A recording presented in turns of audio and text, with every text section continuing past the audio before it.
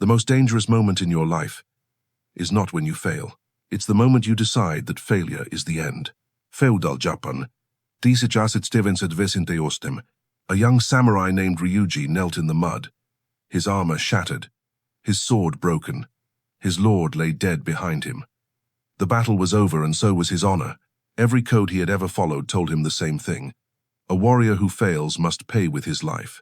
So he raised the blade to his stomach. And yet, his hand trembled, because deep inside, there was a question no one had ever answered. What if dying isn't courage, but escape? If you're watching this, maybe you felt that moment too. Not with a sword, but with your life. The moment where everything collapses, where you feel like you failed too deeply to recover, where quitting starts to feel reasonable. But here's the truth no one tells you. The samurai way was never about never falling. It was about never staying fallen. In ancient Japan, there was a principle every true warrior lived by. Nana kurobi yaoki times fall 7 times, rise 8. Not because it's easy, but because rising is a choice. And in this video, you're going to discover something most people never understand. Strength isn't built when you win. It's built in the exact moment you decide to stand up, when everything inside you wants to stay down. So before we go deeper, if you've ever been at your lowest, if you've ever thought about giving up, comment rise, because today, we begin again. This is the story of a man who lost everything and became impossible to break. Chapter 1. The Warrior Who Fell. 3 months before that night in the mud, Ryuji was everything a samurai was supposed to be. At 24, he carried himself with quiet confidence. His movements were sharp, disciplined, his swordsmanship precise. He served Lord Takahashi, a respected daimyo, and like everyone around him, he believed his path was clear. He would rise, he would prove himself, he would become the man his father had been. Because his father wasn't just a warrior, he was a legend. They called him the Iron Blade. 40 battles, no defeats. A man who died protecting his lord without hesitation, and Ryuji had spent his entire life trying to become that same man, without ever realizing one thing. He had never truly been tested. Training is controlled, predictable, safe. War is not. The moment came on a quiet spring morning. 300 of Takahashi's samurai marched through a narrow mountain pass when the world closed in around them. 800 enemy warriors, no escape, no reinforcements, no second chance. The first clash shattered everything. Steel collided. Arrows screamed through the air. Men fell before they even understood they were dying. Ryuji fought well at first. His training carried him. 1 strike, 2, 3 enemies down. But then everything changed. An arrow struck his lord's horse. Takahashi fell, and in that instant, Ryuji's entire purpose became one thing: protect him. He rushed forward. 4 enemies surrounded them. He blocked 1 strike, dodged another. Pain exploded through his shoulder as the 3rd cut landed. His grip slipped, and then, the moment. A massive warrior stepped forward, calm, precise, unstoppable. Their blades clashed once, twice. On the 3rd strike, Ryuji's sword shattered, and before he could react, before he could fix it, before he could rise, the enemy blade passed him and struck his lord behind him. Silence. Not in the world, but inside Ryuji. He didn't die that day. That was the problem, because some defeats don't kill you. They leave you alive to carry them. Chapter 2. The Man Who Never Stayed Defeated. Ryuji walked for 3 days without direction, not toward a destination, but away from himself. Every step felt heavier than the last. Not because of his wounds, those would heal, but because of the weight he carried inside. The image replayed endlessly in his mind. The broken sword, the final strike, the moment he failed. Useless. The word echoed louder than the clash of steel ever had. By the time he reached the mountains, he no longer felt like a samurai, just a man who had survived when he shouldn't have. That evening, as the sun disappeared behind the trees, he found a small, forgotten shrine. No guards, no banners, just silence, and an old man, feeding birds. Ryuji almost kept walking. "Stop," the old man said calmly, without looking at him. "You walk like a man who has already died." Ryuji froze. Slowly he turned. "You don't know anything about me." The old man smiled faintly. "I know enough." Something in his voice made it impossible to ignore. Ryuji sat, And for the first time since the battle, he spoke. He told him everything. The ambush, the failure, the shame, the blade he couldn't bring himself to use. When he finished, the old man remained silent for a long moment. Then he said something Ryuji didn't expect.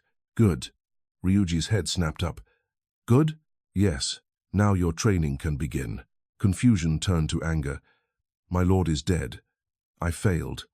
There is nothing left to train for." The old man finally looked at him. His eyes were sharp, far too sharp for someone his age. "That is where you are wrong." He stood, slowly, effortlessly. "My name is Kenshiro." Ryuji's breath caught. He had heard that name before, a warrior whispered about in stories. Not because he never lost, but because he never stayed defeated. "I have been beaten more times than you can imagine," Kenshiro continued. "Broken, outmatched, humiliated." He stepped closer, but I rose every time. Silence filled the space between them. "Tell me, Ryuji," he said quietly, "do you want to die as a man who failed once, or live long enough to become someone who cannot be broken?" Chapter 3. Fall 7 times, rise 8. Kenshiro led Ryuji into a small wooden dojo hidden behind the shrine. There were no decorations, no weapons displayed with pride, just a single wall, with 7 simple characters written in bold black ink. Ryuji stared at them, confused. "What does it mean?" he asked. Kenshiro stepped beside him. "Nana Kurobi Yaoki," he said quietly. "Fall 7 times, rise 8. Ryuji frowned.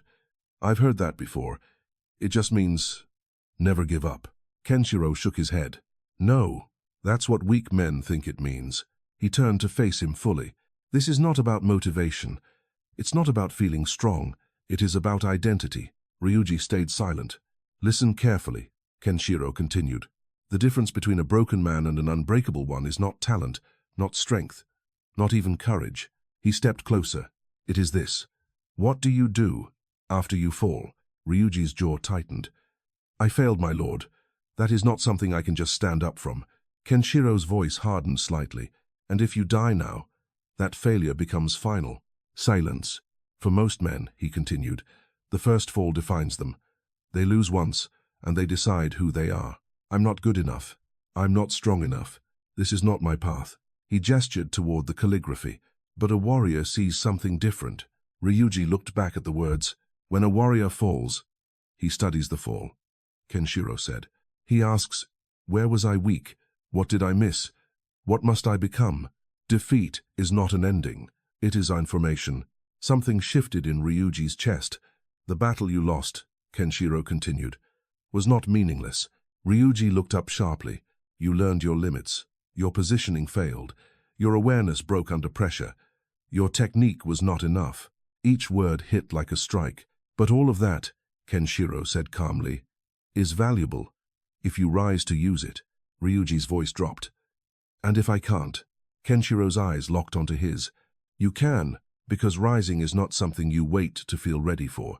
It is something you choose." He paused, then added quietly, "And if you're still here, breathing, after everything that happened, that means you still have one more rise left in you. So before we go further, ask yourself honestly, how many times have you fallen and decided that was the end? If you're ready to stand up one more time, no matter how heavy it feels, comment, 1 more, because this is where the real training begins." Chapter 4. The Science of Rising. That night, as the wind moved quietly through the trees, Kenshiro sat across from Ryuji in silence. "You think your struggle is unique," he said finally. "It's not." Ryuji looked up. "What you're experiencing, every warrior, every human who has ever tried to rise, faces the same battle." Kenshiro picked up a stick and drew 2 lines in the dirt. "The human mind responds to failure in 2 ways. He pointed to the first line. "Most people fall, and their mind creates a story. I failed, therefore I am a failure." He pressed the stick deeper into the ground. "This is how weakness is formed." Ryuji felt that truth immediately. It was exactly what he had been doing. "The more they repeat that story," Kenshiro continued, "the more real it becomes, until eventually they stop trying." He drew a second line. "But warriors do something different." Ryuji leaned forward slightly. "They fall," Kenshiro said, "and instead of turning it into identity, they turn it into instruction. What went wrong? What can I improve? What must I become?" Same event, different response. Your brain, Kenshiro continued, is not fixed.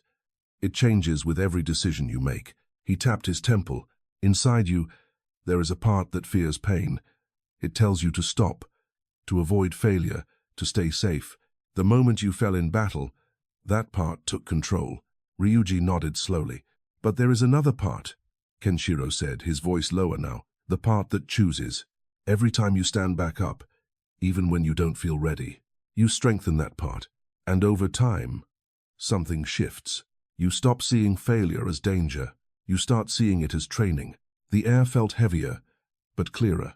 This is why most people stay weak, Kenshiro continued. They obey the voice that says quit.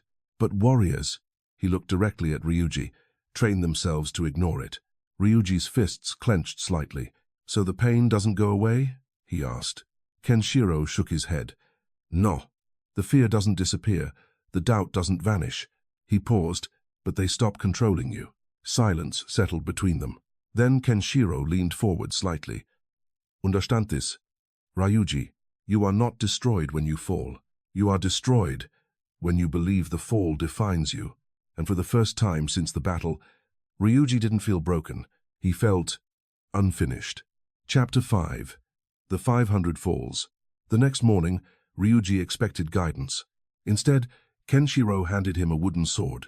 Attack me. Ryuji hesitated for a split second, then stepped forward. One strike. It never landed. Before he could react, Kenshiro moved calm, effortless, and Ryuji was on the ground. Again, they reset. This time, Ryuji attacked faster, more aggressive. 3 seconds later, he fell again. Again. 10 seconds. Down. Again. 15 seconds. Down. It continued like this. Over and over. After 20 defeats, Ryuji's breath grew heavy. His hands tightened around the sword. I can't beat you, he said, frustration rising. Kenshiro didn't react. Correct. Now rise. Ryuji's jaw clenched. What's the point if I keep losing? Kenshiro stepped closer. The point is not winning. Silence. The point is that you are still standing. Something about the way he said it cut deeper than any strike. They continued. 50 defeats. 100. 200. At first, Ryuji burned with anger. Every fall felt like proof that he was still weak, still the man who failed. But something began to change. Somewhere between the 100th and the 200th fall, he stopped reacting. No more frustration. No more anger. Just rising, falling, adjusting, trying again. By the 300th defeat, he noticed things he couldn't see before. His foot placement, his timing, the tension in his grip. Defeat was no longer an insult. It became instruction. By the 500th fall, Ryuji hit the ground once more, but this time he didn't hesitate. He rose instantly. No emotion, no resistance, just movement. Kenshiro watched him carefully. Good, he said quietly. Ryuji looked at him, confused. I'm still losing. Kenshiro shook his head. No, you've already won the battle that matters. Ryuji stood still. You no longer need victory to continue, Kenshiro said. You no longer collapse when you fall. He stepped closer. Most men quit after 3 defeats. Some after 10. He paused. You've risen 500 times. The weight of those words settled slowly. In that moment, Kenshiro continued, you became something very few ever become. Ryuji's breath slowed. What is that? Kenshiro looked directly into his eyes. Someone who cannot be stopped, because he cannot stay down. Chapter 6. The Fight You Cannot Win. Weeks later, Kenshiro gave Ryuji a different kind of test. Today, he said, you will face someone stronger than you. Ryuji didn't ask questions. A ronin stepped into the dojo, tall, scarred, carrying the presence of real battle. This wasn't training. This was experience. They bowed. The fight began. The first exchange was violent. Ryuji barely blocked the opening strike. The second hit his ribs. Pain exploded through his body. The third swept his legs out from under him. He hit the ground hard. Stay down, the ronin said coldly. You're not ready. For a brief moment, the old voice returned. Asterisk. He's right. Asterisk. Asterisk. You're still weak. Asterisk. Asterisk. You'll never be enough. Asterisk. Ryuji lay there, staring at the ceiling. Then, he stood up. No anger, no hesitation, just movement. They fought again. This time, Ryuji lasted longer. But not long enough. He fell again, and again, and again. Each time the impact hurt less, but the choice became clearer. Not to win, but to rise. By the seventh fall, something changed. The Ronin's expression shifted. "You don't stop," he said quietly. Ryuji said nothing. They reset one final time. This time, Ryuji didn't rush, didn't force anything. He watched, waited, present. When the strike came, he didn't resist it. He moved with it, redirected, and in that small opening, his wooden blade stopped at the Ronin's throat. Silence. The fight was over, but that wasn't the victory. The real victory happened long before that moment. It happened when Ryuji stood up, the first time he wanted to stay down. The Ronin lowered his weapon slowly. "I was stronger than you," he said. "I'm still more experienced." He paused. "But I would have lost eventually." Ryuji frowned slightly. "Why?" The Ronin looked at him with quiet respect. "Because I get tired." "A beat. You don't." Ryuji didn't smile. Because he understood now. Strength fades.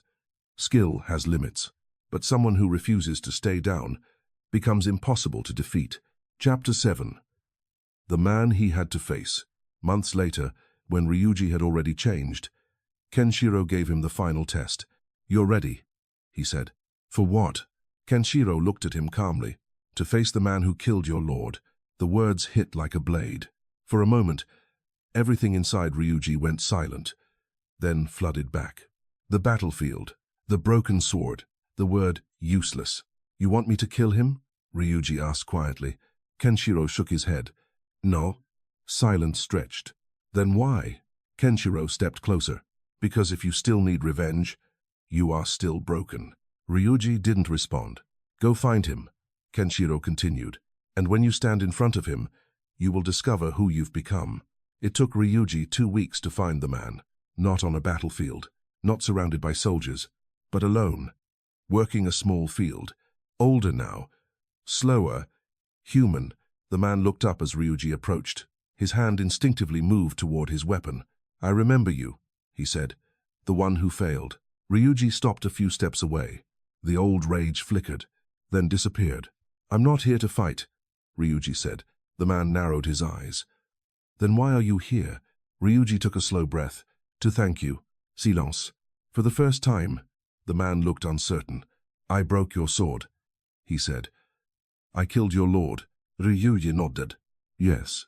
A pause. "And in that moment, you showed me the truth." "What truth?" "That I wasn't ready." The wind moved softly between them. "You destroyed the version of me who thought he was strong," Ryuji continued. "And because of that, I was forced to become someone stronger." The man studied him carefully now. "No hatred?" he asked.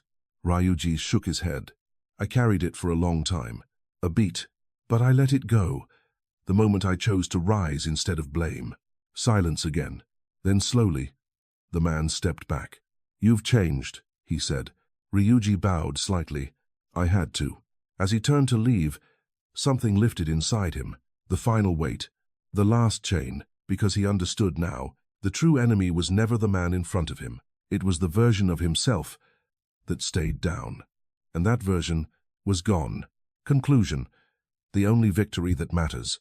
Ryuji returned to the dojo, not as the man who once knelt in the mud, broken and ready to die, but as someone who understood something far more powerful. He had not become the strongest. He had not become undefeated. He had become something rarer, unbreakable. Kenshiro stood beside him, watching the training ground in silence. "Do you understand now?" he asked. Ryuji nodded slowly. "It was never about the sword." Kenshiro smiled faintly. "No, it was about what happens after the fall."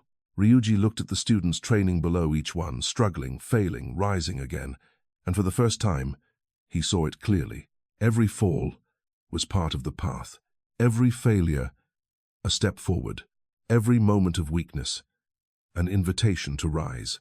This is what most people never understand. They spend their lives trying to avoid failure, trying to protect their image, their pride, their sense of control. But in doing so, they never become strong, because strength is not built in comfort. It is built In the moment you decide not to stay down. So here is your practice. Tomorrow, don't try to be perfect. Don't try to win. Just do one thing. When you fall, rise. Even if it's small, even if it feels meaningless. Because that single decision is how unbreakable people are built. Now ask yourself honestly, how many times have you fallen and decided that was the end? And how different would your life be if you simply stood up one more time?